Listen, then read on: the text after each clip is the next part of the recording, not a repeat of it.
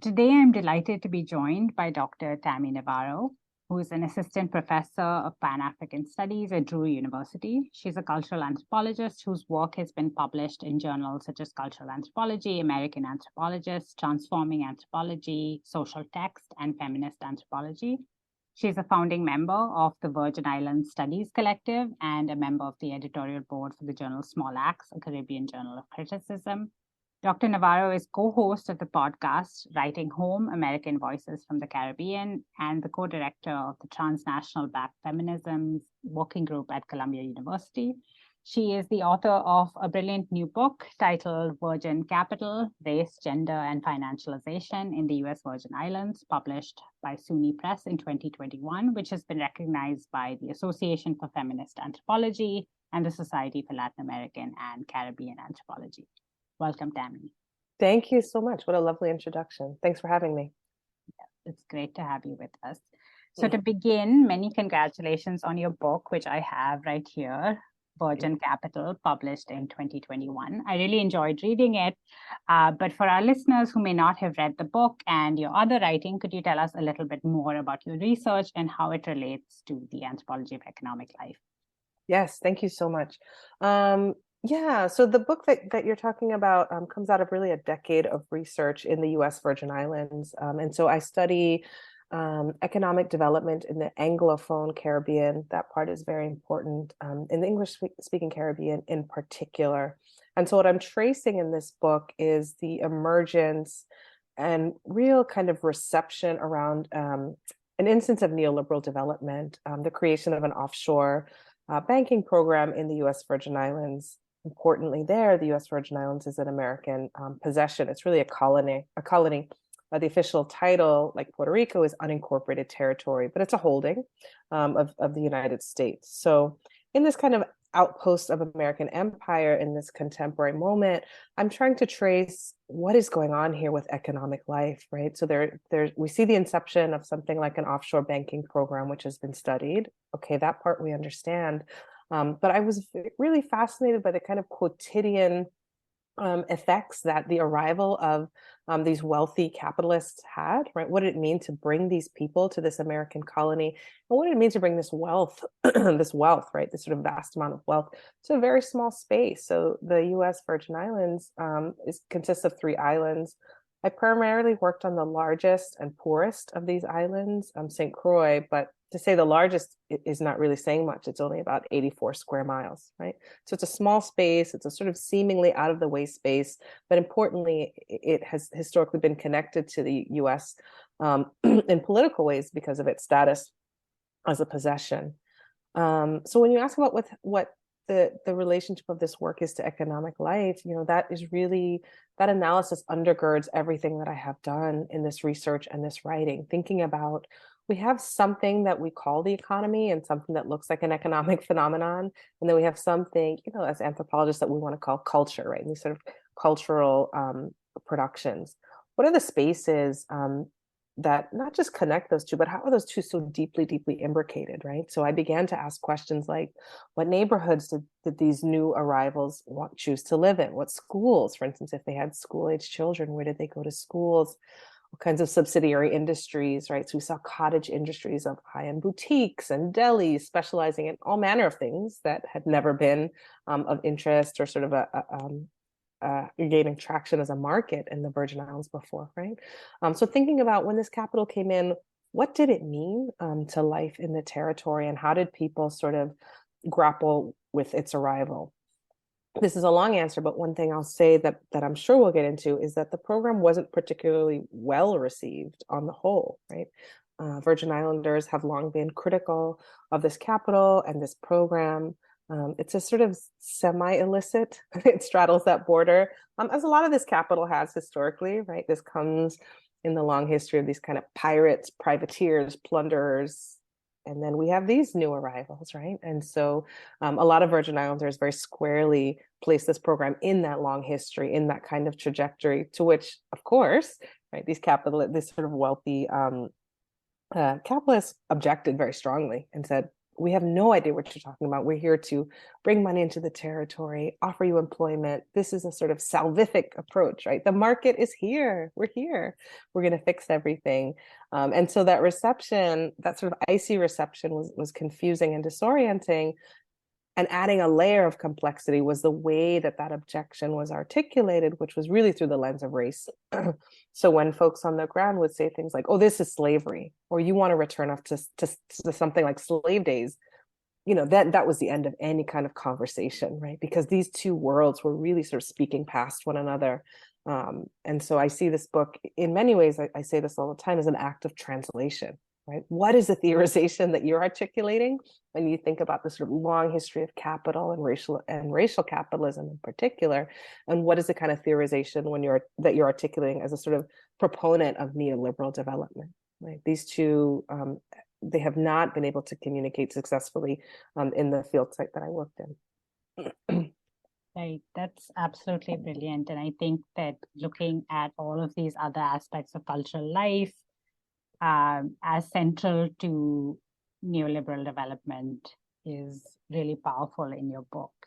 And I wanted to ask a little bit more about why you see this as an act of translation and what exactly that means to you, if I might just follow up on that statement. Absolutely. Yeah, absolutely. So perhaps key to this is the fact that I'm also from St. Croix. So I have a very, decades long, I won't say how many decades, decades long history in the territory. And so I had a kind of lens on the Virgin Islands before the arrival of this program, right? What some of the needs were, what some of the gaping holes were. This is a space that has, particularly St. Croix, I always have to say that. So there's a really complex economic reality in the Virgin Islands, such that St. Thomas is not at all in the same kind of financial boat, because it has been taken up into kind of global tourist markets in very different ways than St. Croix. St. John has as well, and its own sort of has a niche market as a kind of celebrity upmarket destination.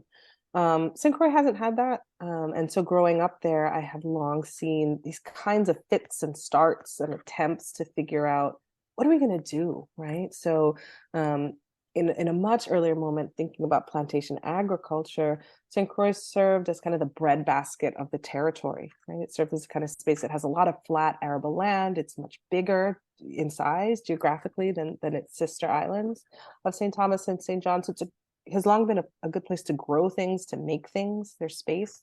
But as we shift to this kind of moment of thinking about the sort of lighter moment of development, this virtual development, sort of these instances of neoliberal development, St. Croix has struggled a lot with thinking about what is our contribution going to be? How are we going to make life livable for Virgin Islanders and people here?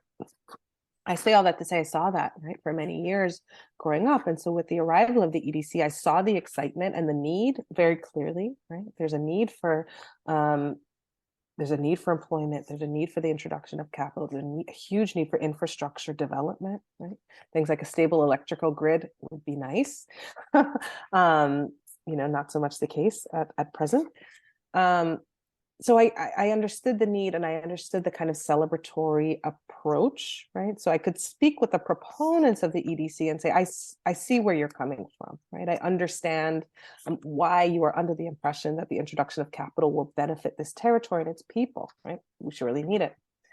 I could also, having spent a lot of time in the territory predating fieldwork, understand, and I think this is really key, this is why I describe it as an act of translation, I could understand the objections to this program as an alternate theorization instead of madness, which is how it was seen by the proponents, right? This sort of anti-development, backwards, anti-modernist approach, right? There's something wrong with you that you somehow don't apprehend, right? The benefits, because they're so unassailable. Right? If only, and this is where the translation comes in, if only we could show you the right data set. There's a quantitative explanation that will convince you, right, that this isn't slavery, that this sort of long history of racial capitalism and questionable acts of wealth accumulation, forget about that, right? We're going to show you the pie chart that's going to demonstrate to you the veracity of our claims. And so that really is a sort of point of misconnection, right? It's a space in which the quantitative and the qualitative are in tension, right? And what that would be predicated on is a dismissal, right, of entire generations of experience, embodied experience, of displacement, of dispossession, right? And so when I say translation, it's really to make sense of and to situate as alternate theorizations, these seemingly polar positions. Think about, where are we, right? This program exists. People have very different reactions to it. How do we get these folks to understand and not talk past one another in these ways? It's a small space, right? So this program is here and is going to operate here. We have to at least make sense of the objections to it and not dismiss them out of hand as ridiculous anti-modernists in the ways they have been. Mm-hmm. Yeah, that's absolutely fascinating to think of the many kinds of translations that anthropologists engage with, and mistranslations as well. So one of the goals of this podcast series, as you know, is to engage with anthropologists who do various kinds of public facing and politically engaged work, or as we put it, economic anthropology otherwise. And of course, this is quite a broad formulation. It's variously labeled as applied, activist, public, alt-act, community engaged, and so on. So given that you're from the Virgin Islands and your work is on the sort of recent transformations as well as the historical legacies of colonialism, racial capitalism, and so on in these islands, could you talk a little bit more about how you understand your work within and beyond these various kinds of frames and labels of activist, public, and so on, as well as within and beyond traditional academic anthropology? Yes, thank you so much. And maybe this will be a bridge to something I hope we talk about, which is my more kind of explicitly activist work. So it's funny when you talk about these labels, the multiple labels, so alt-act and activist. I struggle with a different set of labels, a sort of native anthropologist, right? The sort of the auto-ethnography that Donna Ian Davis and Krista Craven think through in their recent volume. But I say that to say, being from the Virgin Islands, I feel that I have sort of been pulled into these networks and into this work in complicated ways, right? So during my interviews, something that I write about a fair amount in the book is having to trouble this binary of us against them, right? So I felt that my informants were often pulling me into a kind of usness on the side of that binary against the kind of undifferentiated and really amorphous them, right? But that binary was important, deeply important to them, and they understood me as on their side. And I had to do a lot of work, both for myself and the project, to kind of trouble those divisions and position myself squarely, as the anthropologist, as a social scientist, to kind of disrupt some of those assumptions of knowledge, right? That if we say we feel this way, then a whole bunch of information is not captured there. Why am I saying that? Because in the ways that I was pulled into these relationships in complex ways, it seemed as though inherent in the way I was going to do the work was always an activist element. There was an expectation, I'm working not to say the word demand, that there was an expectation placed on me by those in the field, who, by the way, had for many years been my friends, neighbors, extended, kin networks. There's an expectation that I would do something about this, right? So the activist, the kind of label of activist, which can feel very external, like you do the work, you write the book, full stop. And then maybe, there's some sort of activist. I didn't have that kind of clear separation, but that these worlds were so deeply interwoven. So as I was doing the research, as I was doing the writing, there were calls upon me, right? So we don't think that this is a good idea. We need to have a community forum. We need you to do this. You have the skill set to do this, right? So that there wasn't a kind of neat division, which upon reflection may have been nice, but was not available to me. There wasn't a kind of neat division between what I want to think of as capital F field work, the official work, and then a kind of activist element, but they were always kind of unfolding alongside one another, sometimes at my lead, more often than not at the lead of my informants, right? So things that were happening that they felt were important became central to the project, right? A number of the things around economic life in the Virgin Islands, it will surprise likely no one, are problematic. So the EDC I talk about at length, but also sort of a parallel track was an attempt to, a generations long attempt to institute oil refining in the territory, right? So one of the largest oil refining plants in the region is on the island of St. Croix for a number of reasons. And it has led to really deleterious environmental and physical health effects on generations of Virgin Islanders, right? So things like that. So when my informants would say, they're telling us that this is how we're going to make money and these are the industries we're going to find jobs in, we're finding that our kids all have asthma and are developing, are inhaling carcinogens and developing all these diseases and manifestations, medical problems. You can write something. Why don't you write something about that? Why don't you say something? They'll listen to you, right? And so that's what I mean, that I felt that I was called upon in ways that maybe called upon sounds as though I was resistant to it, but I felt that I was in relation, I should say, to my informants in particular ways, and that they were sharing with me, and that I owed them, right? That they were calling upon me to kind of marshal the skills and the access, really, right? They were granting me access, but I also had access to things that were foreclosed to them, right? People would listen to me, if we're thinking about translation as a sort of, as the metaphor of this conversation, that I had access to being taken seriously on what we might think of as that other side, right? And so, yeah, I think it's so interesting to think about anthropology and the activist anthropology, because in the way I've experienced it, they can kind of be one and the same, right, in different moments. Certainly one is centered and maybe something falls back a bit, but it feels like it's a large project of which there are many pieces, but the kinds of relationships I had in the field just necessitated that it came together in complicated ways. Yeah, that's really interesting in terms of thinking about the native anthropologist vis-a-vis activism, community engagement, and so on. And I know that in the book, you also talk about this question of your own positionality, as well as some of the methods that you use to study these new developments, one of which was sort of interning at some of these companies and things like that. So I'm wondering if I may ask about whether there were any kind of tensions that you experienced sort of in your role as an anthropologist studying these questions, sometimes from within these very elite exclusionary spaces, and your sort of obligations and commitments to your interlocutors who were often kept out of these spaces. Absolutely. Thank you. That's a very useful question.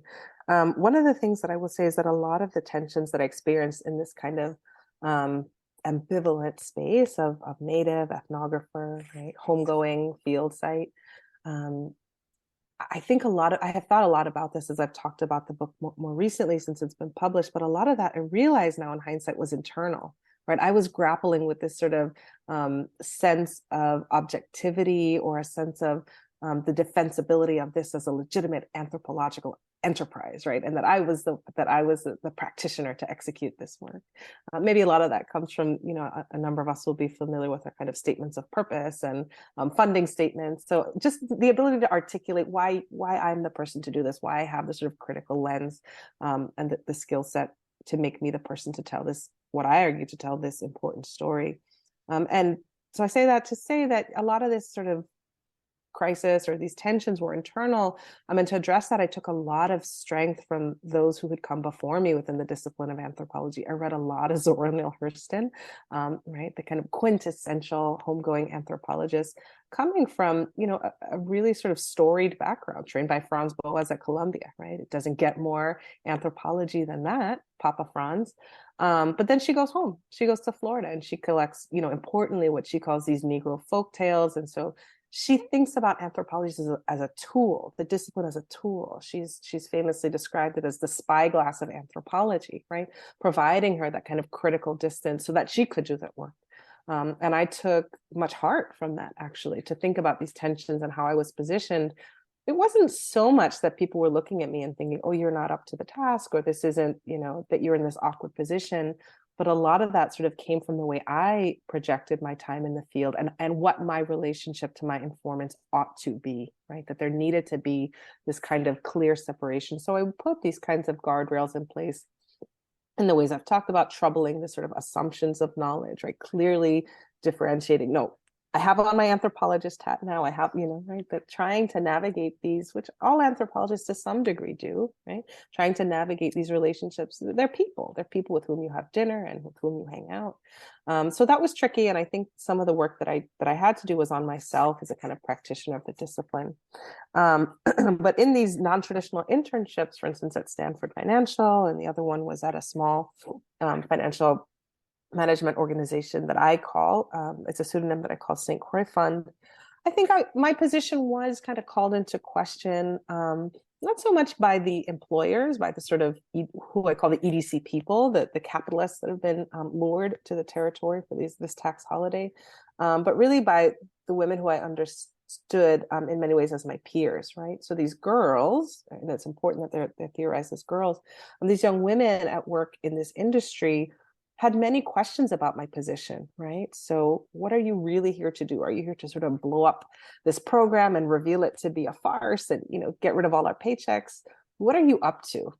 Some of that has to do with a sort of lack of clarity and confusion around what are you? You're an anthropologist. What is anthropology anyway?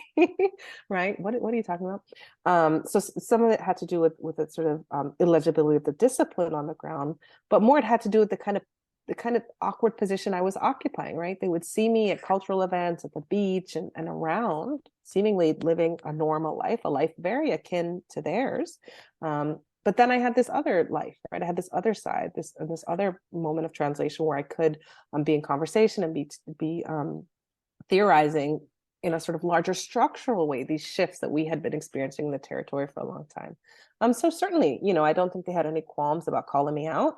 I have one exchange that I recount in the book where I'm leaving one of the EDC companies, St. Croix Fund, and I'm going to the sort of larger, ritzier one, Stanford Financial, which, to spoil the plot, goes on to be a complete a Ponzi scheme, right? So it's the whole thing is fraudulent. We don't know this yet. So I'm leaving and I'm going to the sort of ritzier, much higher end EDC company. And this woman sort of pulls me aside and says, "I can't believe you would do that. I can't believe that you would go work for him," right? She herself employed in the EDC industry, but that somehow working at what is seen as the epitome, the sort of poster child of the program, that's a bridge too far, right?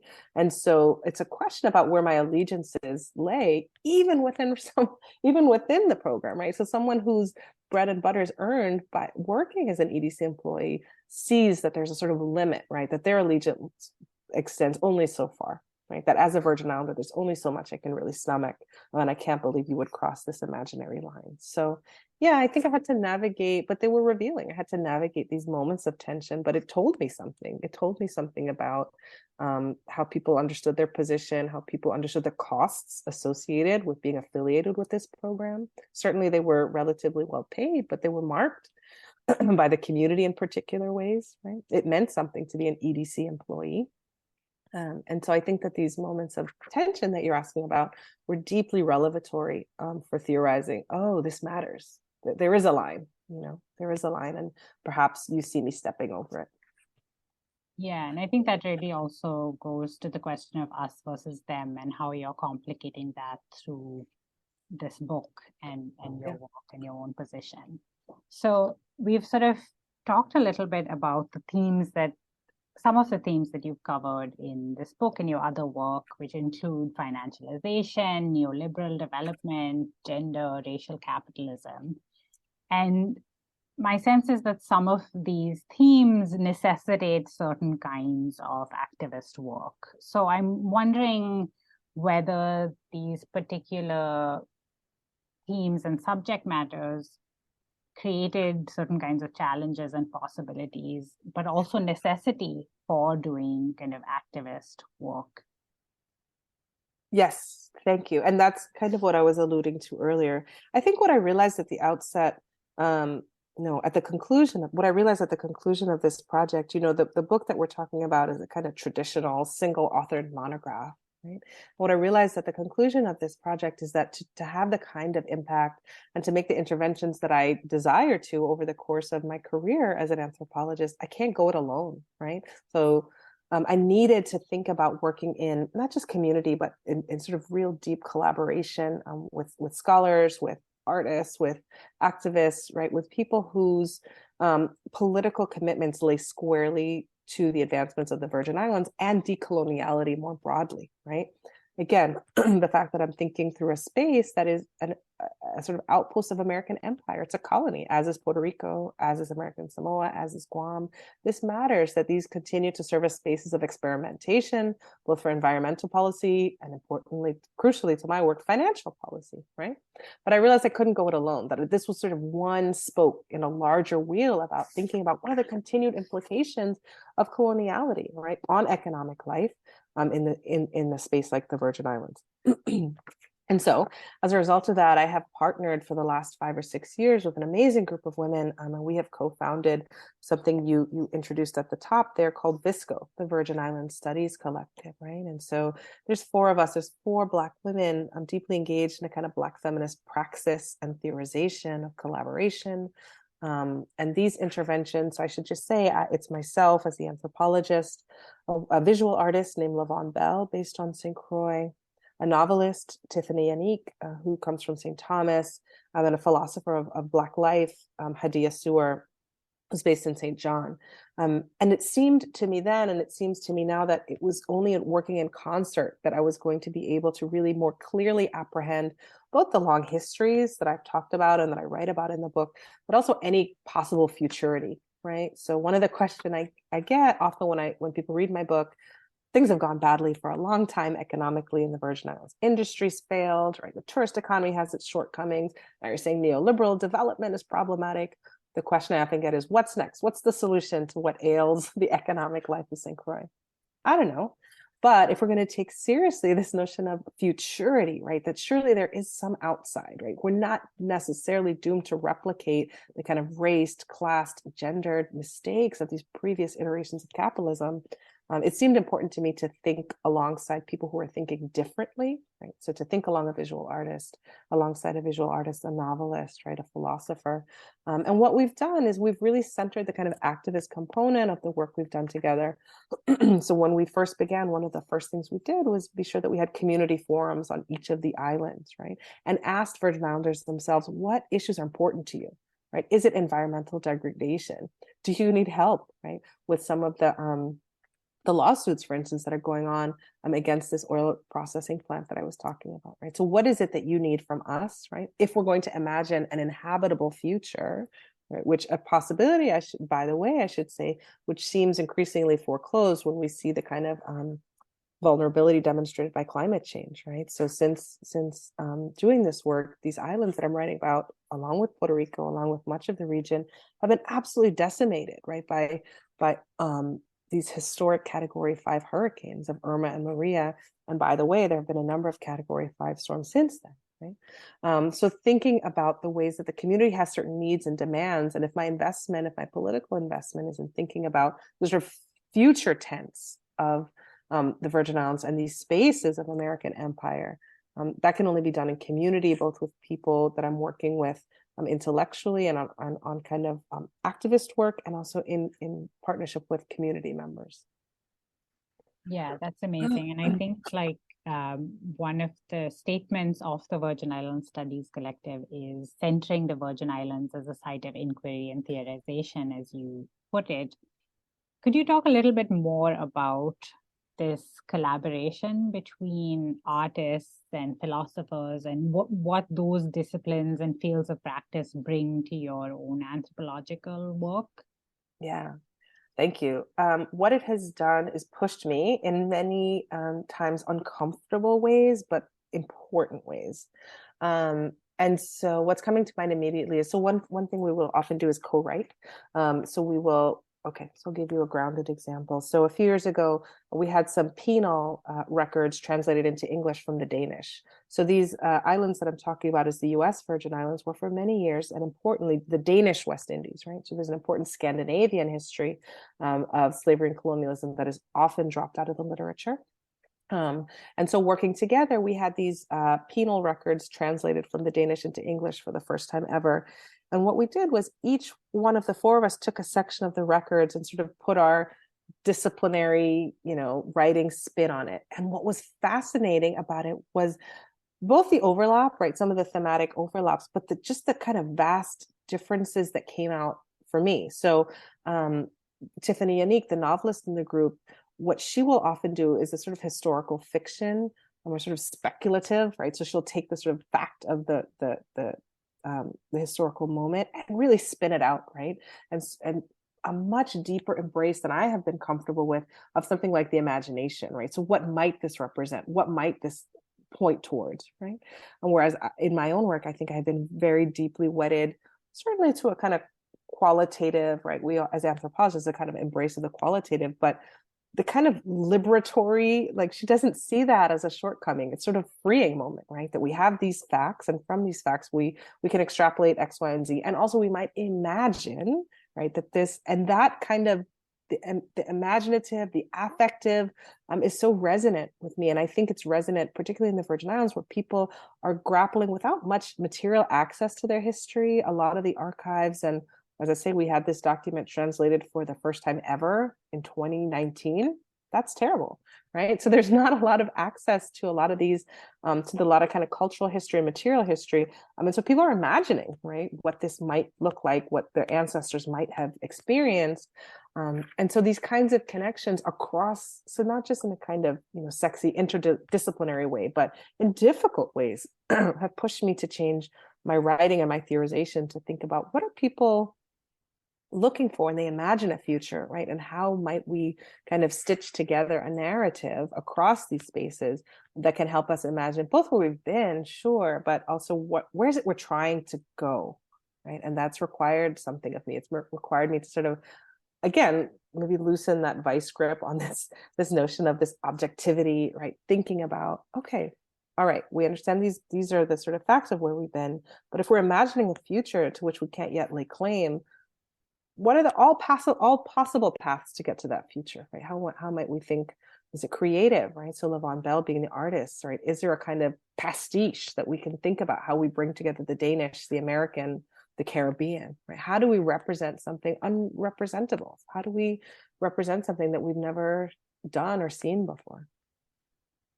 Yeah, that's fascinating. And I think just as you were talking, thinking about all of the different kinds of work you do with this collective, including, as you mentioned, translating archives, co-writing, holding community forums, and so on. And that sort of brings me to my question, I think, about audience.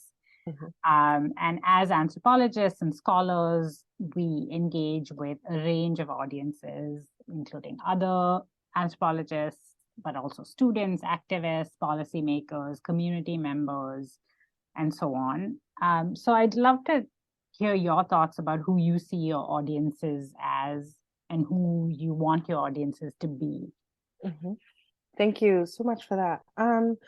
In this moment, I really see one of my primary audiences, perhaps there are two in thinking about it, but I see one of my primary audiences being folks who do work on economic anthropology in particular, because I think it is such an important subset of the discipline, right? I think it's so important for us to reinvigorate and renew and reestablish, right, in different contexts. I'm thinking of, Hannah Appel, who has done a hugely important work thinking about capitalism and debt, right, both in the United States and outside. I am doing this work both in the United States and outside in complicated ways, right, because of the positioning. So I think being in conversation with economic anthropologists is hugely productive for me because it gives me a sort of fresh insight on the discipline, but also legitimizes, right, which for me is a taken for granted assumption that this connection between what we want to call the economy and what we want to think about as cultural production, right, that those two things are inseparable in the living of it, right, which is an offering of anthropology for some time. But being in conversation with economic anthropologists who are thinking through the kind of novel manifestations of things that we have seen for a long time has been incredibly rewarding for me and has pushed my work in important ways. So that's maybe one half of it. But the other half, of course, thinking about my activist work and my commitments to the Virgin Islands is I want Virgin Islanders to read this book. I wanted purposely to write an accessible book. I hope I have done some portion of that, right? That the folks who were generous enough to share their experiences and their hopes and their disappointments with me could access, right? I wanted them to be able to see themselves in their stories. and to see that I honored the kinds of demands and asks that they placed on me. And I attempted, right? I attempted to sort of position their theories in the kind of trajectory in which I think they belong, right? I attempted to sort of rescue it from this dustbin of dismissal, right? And I hope that they can read and see themselves and begin to understand what some of that project was. Right, absolutely. And I think it's definitely an accessible book, and I hope a lot of people in the Virgin Islands and elsewhere get to read it. Thank you.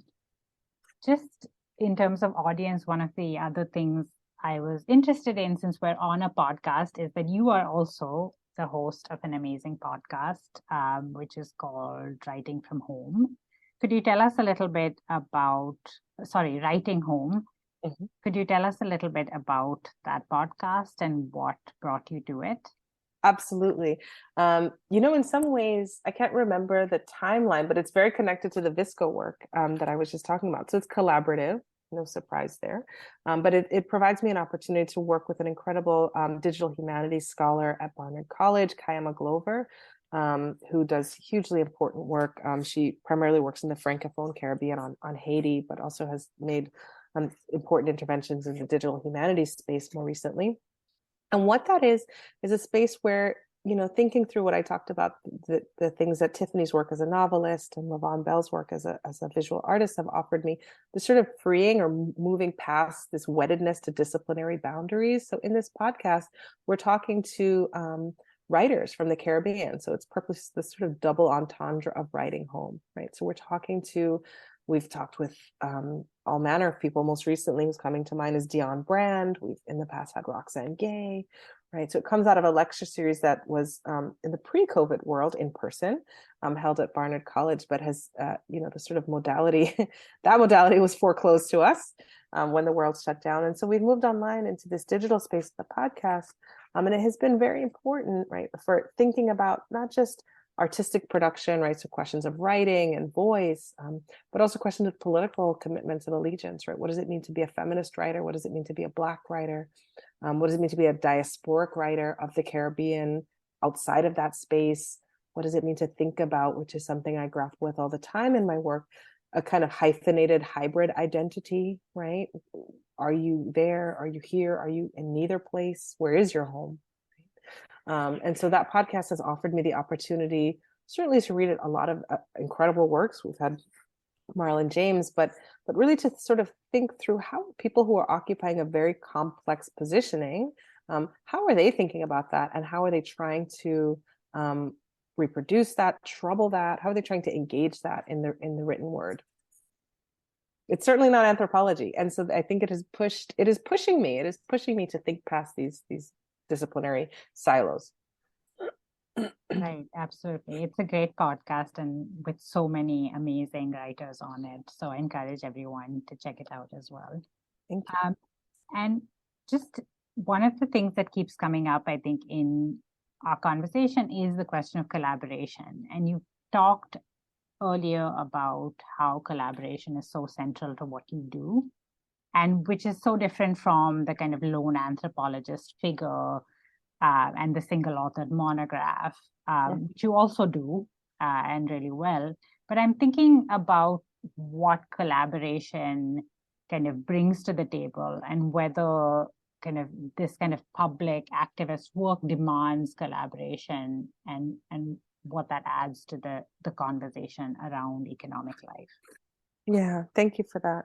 Yeah, I never got my pith helmet in the mail, didn't come, right? The sort of lone anthropologist. I didn't have my translator and my, all of the things that one might imagine that the sort of lone white male anthropologist might need, which I have written elsewhere and argue, the discipline is still, has come a long way, but is in many ways sort of deeply indebted still to that sort of vision of appropriate field site, appropriate ethnographer. But I will speak for myself. I'll say for my practice of the discipline, collaboration is vital for the kind of anthropological interventions I want to have, both collaboration with interlocutors, so my peers in the ways that I'm talking about, thinking alongside, but also to be accountable to community in particular ways, right? To have my work be legible to them and to sort of be in community and conversation with them remains incredibly important to me. And so I see the value, of course, in the sort of single authored monograph. And anthropology has been through many iterations of thinking. Do we list our informants as co-authors? How do we think about acknowledging their work and their contributions? And I'm not getting into any of that, but what I am saying is that I think the way that I engage the discipline and the kind of work that I'm doing necessitates collaboration, because it's a more accurate representation of how my knowledge anyway, comes into being, right? It doesn't just sort of spring fully formed from my mind, but it's through these kinds of, which is why I'm very transparent about my positioning, my connection to the space before it becoming my official field site, that my experience of knowledge production is collaborative, right? It's through community, it's through these various, sometimes lifelong, sometimes transactional, right? Shorter term relationships, right? And so that is why I think, and also, by the way, deeply rooted in a kind of Black feminist practice, right? Troubling this notion that I have access to this, and that this is my sort of space of authority, but thinking about, actually, I have this space of authority because you have gifted me with these interviews and sharing your experiences and this data set, right? And so then how can we think about what we want to do with this going forward? So it's not a sort of collaboration because it's, just interesting or fun, although it's also very hard and challenging. It's much easier, not that it's ever easy to write a book. It's much easier to sit down and decide what you want to write and what your interventions are and turn the computer off. Being in relationship, in real kind of relationship, demands accountability. But I would argue that it's a truer representation of my experience anyway of knowledge production. Yeah, absolutely. I think that's something that's less acknowledged, and I hope that changes in time. I want to shift gears a little bit to talk about a piece that you wrote in 2017, which was published in American Anthropologist, which is titled, "But Some of Us Are Broke: Race, Gender, and the Neoliberalization of the Academy." So in this article, you discuss the racial and gendered implications of the neoliberal academy and its particularly dire consequences for women of color.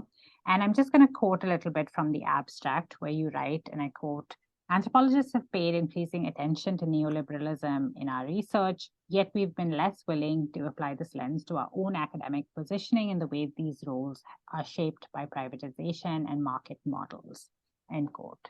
So could you tell us more about what you mean by this and what prompted you to write this article, where you're sort of using the tools of economic anthropology, but turning the lens on the discipline itself and the places in which anthropologists work, the university? Thank you. Yeah, that came out of a space of just anger and frustration with what I experienced as a kind of myopia, right? That I was talking with and seeing faculty members and colleagues having these really kind of robust and fully formed theorizations of hierarchical relations of power, and then turning around and going into their departments and executing their power and privilege on their peers in ways that the myopia was astounding to me. Right? It seemed like, how do you not get this? It's clear to me that you have the skill set to apprehend these differences, right? So that was really about adjunct labor, and it came out of some personal experience, but just a kind of deep anger and frustration at the ways that I saw the marginalization, the exploitation of adjunct labor, right? At the same time that their labor was increasingly depended upon, and also tuition costs across the nation were rising, right, on the backs of their labor. At the very same moment they were being exploited, I had folks I would talk to who couldn't even get things like letterhead or copying privileges or spaces, adjunct instructors, spaces to meet with students, for instance, right? But the department was incredibly indebted to them to offer certain mandatory courses and requisite courses. So that's what I was talking about, right? I was talking about the fact that anthropology offers a set of tools with which we have great facility, right? That we can think about and theorize privatization and market models and inequality and long histories and contemporary experiences and futurity. But we're much less willing to think about our own space within these kinds of hierarchies, within these relations of power, right? Thinking about accountability. What does it mean to turn to your peer and realize that and now I'm in a different position. I wrote that when I was in a kind of alt-ac, thinking about that term you offered us earlier, position, right? It was sort of parallel to academia. Now I'm a faculty member, but thinking about what it meant to realize that you had the space and freedom to write or take a sabbatical because that labor was being absorbed in deeply problematic ways, right? In ways that you, if you thought about it, were probably very politically opposed to, but somehow that theorization didn't extend right into their kind of professional life. And so that just seemed bizarre to me, and it just sort of flowed out of a deep confusion and a deep anger, right? You're saying all of these things which are right and true and also applicable to our lives, right, as practitioners. And we need to think about the spaces that we inhabit as institutions, right, and the ways that we are positioned, right? We are positioned in relation to one another, particularly in relation to those occupying these incredibly precarious positions, right? As you mentioned from the abstract, who very often, right, quite often, too often, are women of color, right? Who cannot, by any stretch of the imagination, live their lives with the kinds of money that they're being offered to teach these courses. It's just impossible, right? And thinking about the stories and the the sort of the data that I mined, it's devastating, right? It's heartbreaking to think about people relying on public assistance, driving across state lines, really running themselves ragged, right? In the hope of becoming legible, right? To cross over into that space of tenure track or tenured, which is a sort of increasingly shrinking possibility for structural reasons, as at the same time that we see institutions growing their endowments. Again, this is pre-COVID, growing their endowments, but certainly raising their tuitions, right?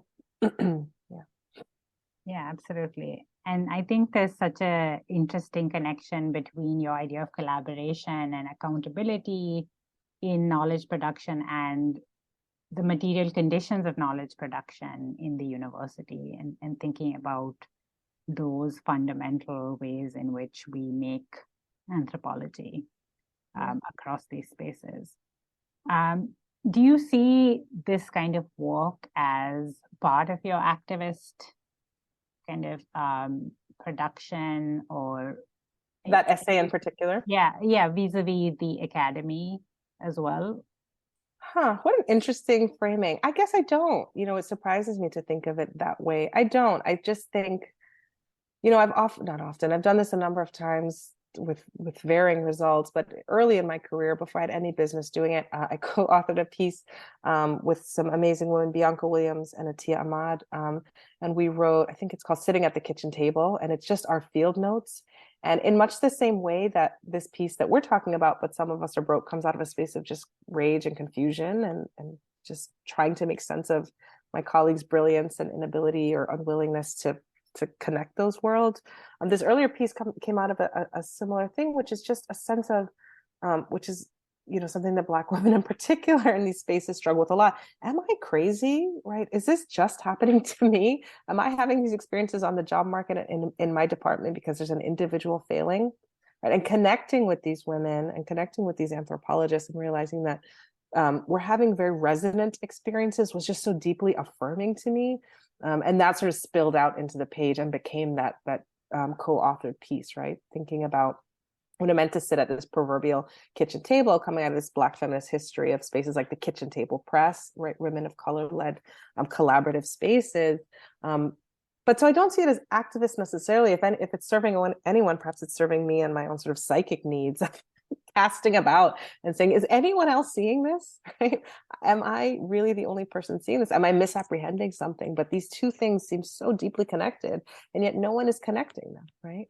So I don't know if it's activist so much as trying to sort of create a space in which I can do some of that, work out some of those complexities, and what I see is some of those kind of missed opportunities, right, to extend the analysis that we already have, right, into our own lives.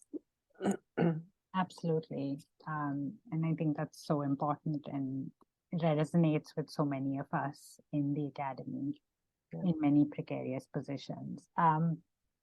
But I want to go on to some of your newer work, which, as I understand it, is around questions of structural vulnerability, the environment, and capital. And you talked earlier about the special vulnerability to climate change in the Virgin Islands and the Caribbean more broadly. So I'm it would be great to hear more about this new work and your upcoming projects and how you grapple with many of these questions of politics, futurity, publics in this new work.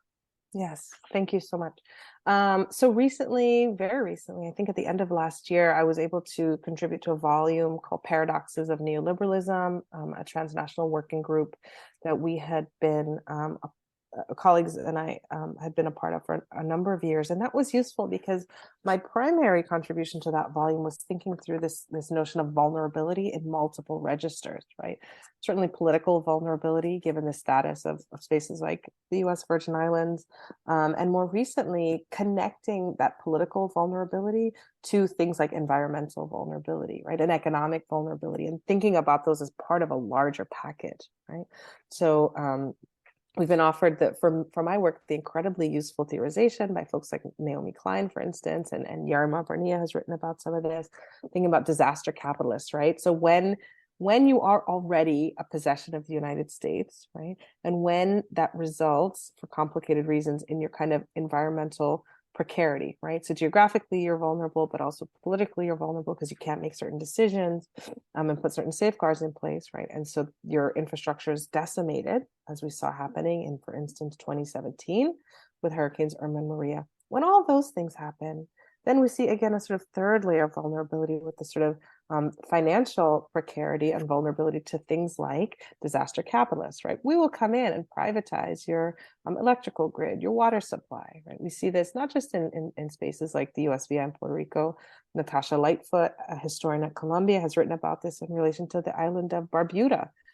So Antigua and Barbuda, right? What it means to empty space because of environmental crisis. So everyone has to leave or become evacuated. And so with empty space, who's left, right? Then it becomes a prime space for thinking about capitalist intervention. Oh, no one's here. This is beautiful. We should build a hotel, right?